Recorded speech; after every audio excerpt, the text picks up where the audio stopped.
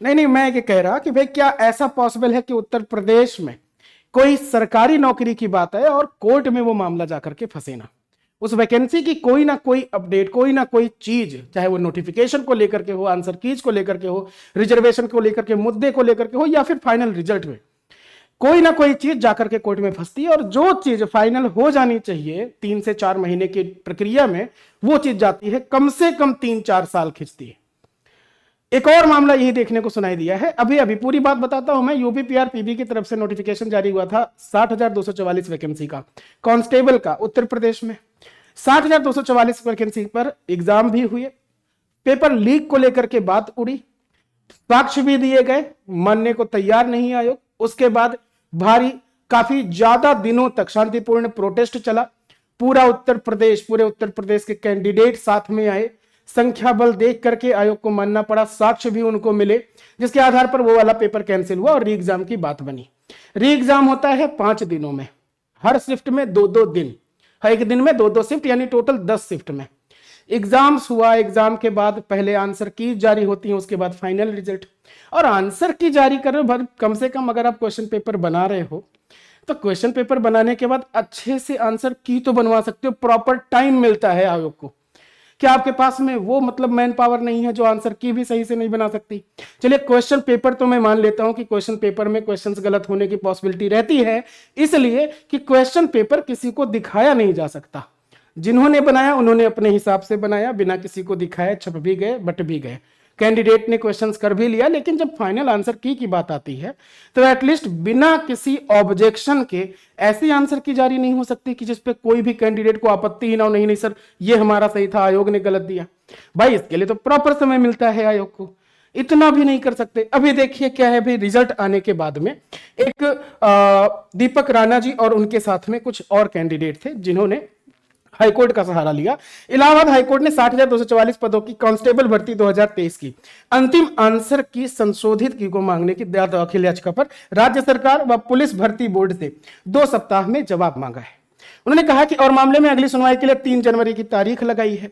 आज जब मैं ये वीडियो बना रहा हूं तब की डेट है 12, यानी 12 दिसंबर।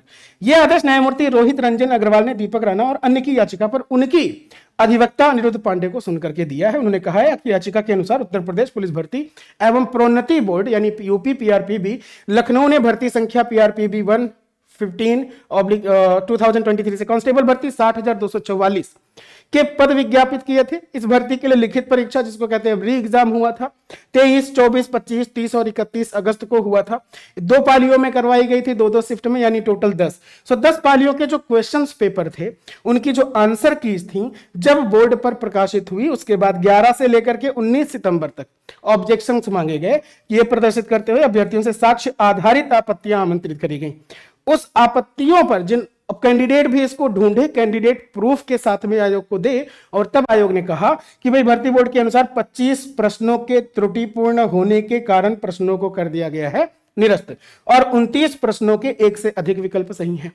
अब इस पर जो भी सुनवाई होगी 3 जनवरी को पता चलेगा कि इसके लिए फाइनल रिजल्ट में क्या इश्यूज आएंगे, क्या दिक्कत पड़ेगी। लेकिन अब कहने को तो ये आ रहा है कि भाई यानी कि ये जो यूपी पीआरपीबी की वैकेंसी थी उत्तर प्रदेश कांस्टेबल की 60,244, ये फिर से जा रही है कोर्ट में। इतने सारे फोन, जैसे ही ये वाला न्यूज़पेपर की कटिंग गई कैंडिडेट के बीच, आप सबको पता है कि यहां पर बहुत सारे कैंडिडेट ऐसे हैं जो एसएसजी गुरुकुल से तैयारी कर रहे हैं और बहुत सारे ऐसे बच्चे भी हैं जिनका सिलेक्शन हो चुका है। अब चूंकि वैकेंसी है 60,244, फॉर्म पड़े हैं लगभग 50 लाख के आसपास, तो इतने सारे कैंडिडेट में जब ये वाली न्यूज आई तो भाई हलचल तो मचना लाजमी है। और जब हलचल मचती है तो फिर फोन घनघनाने शुरू होते हैं, मैसेजेस, कमेंट्स आने शुरू होते हैं, सर इस पर बताइए, इस पर बताइए क्या हो सकता है। तो जो भी कैंडिडेट इसमें सेलेक्टेड हैं, फिजिकल की तैयारी कर रहे हैं, उन लोगों से अपील मेरी ये है भाई, फिजिकल को अभी इसके मतलब छोड़ना नहीं है। आप ये मत सोच के बैठ जाना कि अब ये लंबे समय तक खिंचेगा। आयोग अपना वो वाला काम, वो वाली प्रक्रिया जारी रखेगा। इधर जो 3 जनवरी को सुनवाई है उसको लेकर के जो भी अपडेट आएंगे वो तो आएंगे, जल्दी ही ये भी खत्म हो जाएगा। आंसर कीज में जो भी गड़बड़ी है वो सही कर देंगे। हो सकता है रिवाइज्ड फाइनल आंसर किया है, लेकिन वो तो यहाँ पे फैसले पे डिपेंड करता है कि क्या इश्यू है।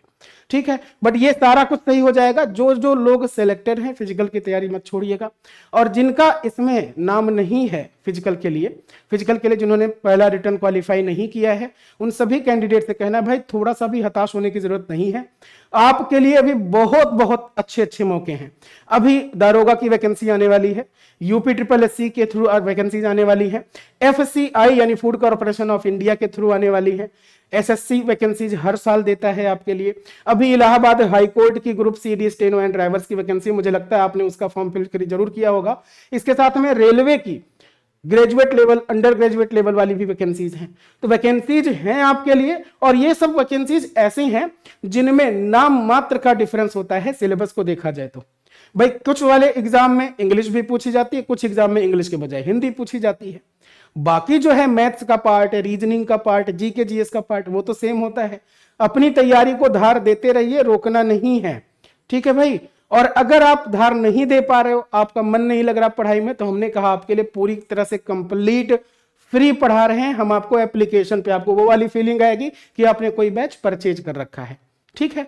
जैसे अगर हम बात करते हैं आप में से जितने भी कैंडिडेट रेलवे वाले हैं, तो एसएसजी गुरुकुल का जो एप्लीकेशन है इसमें वासुकी बैच नाम से फ्री है, एक भी पैसे इसके नहीं लगने। आप एसएसजी गुरुकुल के एप्लीकेशन पर आते हो, उसमें जाना है आपको फ्री कोर्सेस में, वहां पर आपको वासुकी बैच दिखेगा, उसको ज्वाइन कर लोगे। ये रेलवे की बात बता रहे हैं, इलाहाबाद हाईकोर्ट वाली भी बात बताते हैं। फ्री कोर्स में जाओगे, फ्री कोर्स में जाते ही आपको वासुकी बैच दिखेगा, एंट्री करिए, सारा कुछ कंटेंट फ्री है। मतलब टॉपिक वाइज मैराथन क्लासेस भी, और उसके ठीक बगल में उसी वाले टॉपिक की पीडीएफ भी, क्योंकि पीडीएफ से पढ़ना ज्यादा आसान लगता है कई सारे कैंडिडेट को। जब डाउट होता है तो वो वीडियो देखते हैं, तो भाई पीडीएफ भी दे रखी है, क्लासेस भी उस चीज की दे रखी हैं, सब कुछ जब फ्री है तो फिर क्यों ही भटकना है। सो अपनी तैयारी को धार दीजिए, एसएसजी गुरुकुल के एप्लीकेशन को अभी इंस्टॉल कर लीजिएगा। और अगर रेलवे की तैयारी कर रहे हैं तो वासुकी बैच, और अगर इलाहाबाद हाईकोर्ट की ग्रुप सीडी स्टेनो या ड्राइवर्स के लिए तैयारी कर रहे हैं तो आपके लिए बहुत ही बढ़िया इलाहाबाद हाईकोर्ट एएचसी प्रैक्टिस बैच लिखा होगा वहीं पे। कहां पे? यहीं पे। जब आप फ्री कोर्सेस में जाओगे तो वहां पे 3-4 कोर्सेस हैं, फ्री हैं, पूरी तरीके से आप पढ़िए। मैथ्स भी, हिंदी भी, इंग्लिश भी, जीके जीएस भी, रीजनिंग भी, सभी की क्लासेस के साथ साथ उसकी पीडीएफ भी बगल में लगी हुई है। और ये सारी क्लासेस ना आपके एग्जाम तक है। जैसे हम वासुकी बैच जो हमको आप बता रहे हैं रेलवे वाला, वासुकी बैच में भैया रेलवे में 2 स्टेज का एग्जाम होता है, कंप्यूटर बेस्ड टेस्ट, पहला और दूसरा, दोनों के लिए। ऐसा नहीं कि पहला पेपर हो जाए बस बंद कर देंगे। पहला क्वालिफाई कर ले जाते हो ना, दूसरे स्टेज पे पहुंचोगे वो भी दीजिए, तब तक पूरा बैच आपका रहेगा, ठीक है। और अभी ये लाइव भी चल रही है, लाइव के साथ साथ रिकॉर्डेड भी है। तो अगर आप पेड बैच का पूरा आनंद लेना चाहते हैं तो आप ज्वाइन कर लो इसे, लाइव भी पढ़ोगे, उसकी पीडीएफ भी मिल जाएगी, ठीक है भाई। बाकी अगर कोई इश्यू होता है तो इस वाले नंबर पे कॉल या व्हाट्सएप कर सकते हैं। इलाहाबाद हाईकोर्ट के लिए भी सारा कंटेंट सेम है, एसएसजी गुरुकुल के एप्लीकेशन पर आपको सब कुछ मिल रहा है, ठीक है भाई। तो ये रही बात। और बाकी मैं आपके साथ मिलता हूं लाइव क्लासेस के साथ में, मैथ्स सब्जेक्ट के साथ, आपके अपने इसी वाले यूट्यूब चैनल पर भी शाम के 7 बजे डेली बेसिस पर एक टॉपिक लेकर के आता हूं, एक चैप्टर, और उस पर बेस्ड बहुत बढ़िया ढंग से हम लोग क्वेश्चंस करते हैं। इसके साथ साथ एक और फ्री क्लासेस है जो कि होती है 1 बजे।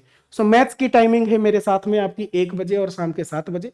अगर आप ये वीडियो देख रहे हैं तो मैं चाहूंगा कि आप उस वाली क्लास में जरूर जुड़िए, लाइव क्लास में, ठीक है। सब्सक्राइब कर लेंगे चैनल को, इसी वाले चैनल को, तो आपको सारी चीजें जल्दी से जल्दी मिल जाएंगी, अपडेट मिल जाता है नोटिफिकेशन का।